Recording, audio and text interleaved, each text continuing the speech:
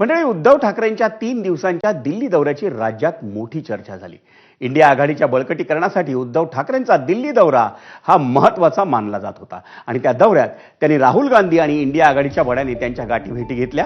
इथपर्यंत सगळं ठीक होतं, पण राहुल गांधींच्या निवासस्थानी झालेल्या इंडिया आघाडीच्या बैठकीचे फोटो समोर आले आणि ठाकरेंनी दिल्लीत जे कमावलं ते या फोटोमुळे गमावलं का याची चर्चा सुरू झाली। आणि त्याचं कारण म्हणजे या फोटोमध्ये उद्धव ठाकरे 6व्या म्हणजे शेवटच्या रांगेत बसलेले दिसतायत।